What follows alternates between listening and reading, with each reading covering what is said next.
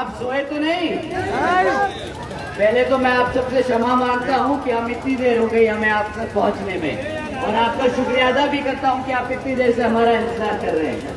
तो बहुत बहुत आप सबका शुक्रिया। साथियों, आप सबको मैं बहन जी के कुछ बातें बताने आया हूं। आपको जैसे कि मालूम है कि अब आपके प्रदेश में इलेक्शन आने वाले, ज्यादा समय बचा नहीं है। इलेक्शन में 4 से 6 महीने ही बचे हैं, और जैसे कि बहन जी हमेशा बताती हैं कि जब इलेक्शन आता है तो मनुवादी सोच रखने वाले आप लोगों के बीच में आएंगे और फिर से आपको वही झूठे वादे करके जाएंगे। जैसे अभी कांग्रेस की सरकार चल रही है, वो आपके पास आई और आपको बोला कि हम आपके बच्चों को रोजगार देंगे।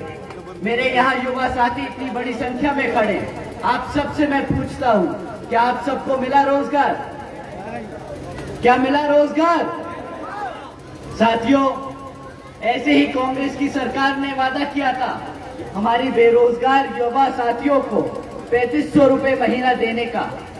साथियों, आप सब जो यहाँ मौजूद हैं, जो बेरोजगार हैं, क्या आप लोगों को मिले 3500 रुपए महीना? नहीं मिले। क्यों? हैरान हो क्या?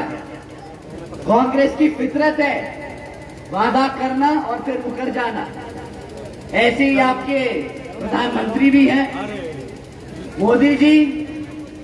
अब भाजपा की सरकार केंद्र में है, तो आप लोगों को याद दिलाना चाहूंगा, कहीं आप ये ना समझें कि अगर कांग्रेस नहीं तो भाजपा की सरकार में, केंद्र की सरकार ने 2014 में सेंटर में आने से पहले वादा किया था कि हर एक व्यक्ति को 20 लाख रुपए देंगे। क्या आप लोगों को मिले 20 लाख? अरे 20 लाख तो दूर, क्या आपके प्रदेश में उन्होंने स्कूल बनाए? स्कूल हैं आपके पास यहाँ पे नए? आपके बच्चों के लिए स्कूल शिक्षा की फैसिलिटी दी क्या? क्या आपके लिए मेडिकल सर्विसेज दी? अस्पताल बनाए? साथियों, बहन जी की 4 बार उत्तर प्रदेश में सरकार रही और चारों बार बहन जी ने इतने काम किए सब समाज के साथ साथ बहुजन समाज के लिए, जो आज भी, अरे मेरे बेटे, जो कई बार 4 बार की सरकार में जो हमारे बहुजन समाज के साथ साथ सर्व समाज में गरीब समाज के लोगों के लिए काम किए। साथियों, जैसा कि आपको मालूम है, सावित्रीबाई फुले शिक्षा योजना के तहत सावित्रीबाई फुले शिक्षा योजना के तहत बहन जी ने हमारी बेटियों के लिए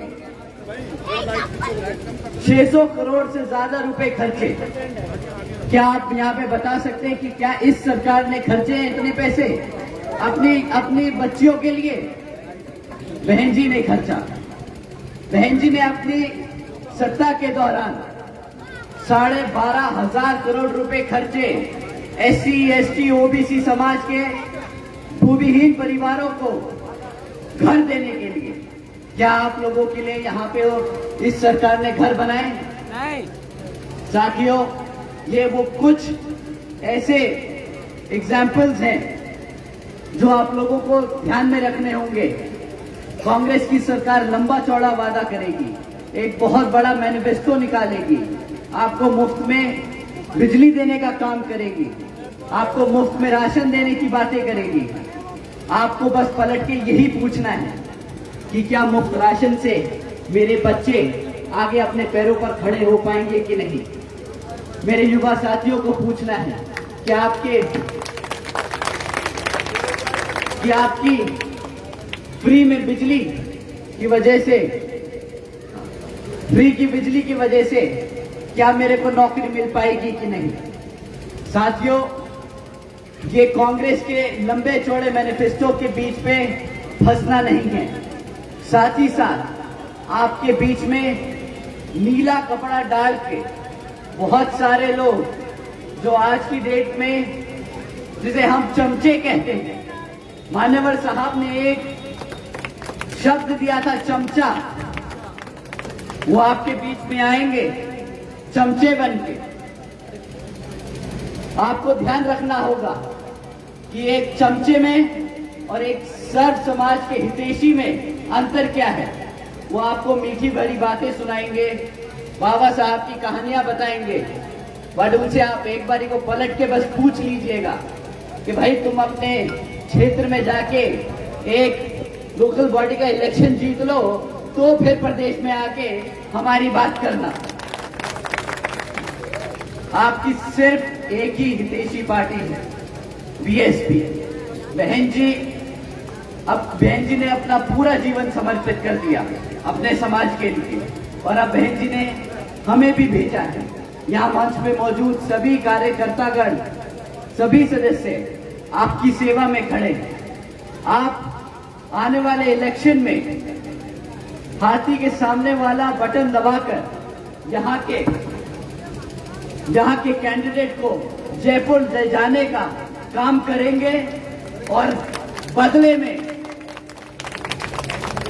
वो प्रत्याशी 24 घंटे आपकी सेवा में खड़ा रहेगा।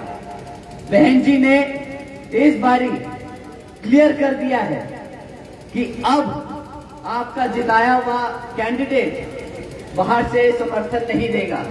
हम सब सरकार में शामिल होंगे, इसलिए नहीं कि हम जीती हुई सरकार को, जो मजबूर सरकार है, उसको सपोर्ट करते हैं। हम इसलिए शामिल होंगे ताकि हम अपने समाज के लिए काम कर सके, आपके लिए काम कर सके। तो साथियों, आपसे बस यही कुछ बातें आपको बताने आए हैं। आप जो इतनी बड़ी संख्या में यहाँ इतनी देर रात तक हम सबको सुनने के लिए खड़े हैं, तो आप सभी का मैं तहे दिल से शुक्रिया अदा करता हूँ। स्पेशली जो यहाँ पे हमारी बुजुर्ग माताएं बहनें, हमारी जवान बहनें यहाँ जो हमारा इंतजार कर रही थी, तो आप सभी का भी मैं तहे दिल से शुक्रिया अदा करता हूँ। मेरे जवान साथियों, आप सबसे भी यही दरख्वास्त है कि जब आपका प्रत्याशी यहाँ सड़कों पे निकले तो आप एकजुट होकर उसको जिताने का काम करें। और साथ ही साथ इतनी देर यहाँ पे जो मीडिया बंधु भी यहाँ हाजिर हैं, आप सभी का भी मैं तहे दिल से शुक्रिया अदा करता हूँ। हमारा मैसेज, हमारी बात यहाँ कोने कोने तक पहुँचाने के लिए भी थैंक यू सो मच। जय भीम।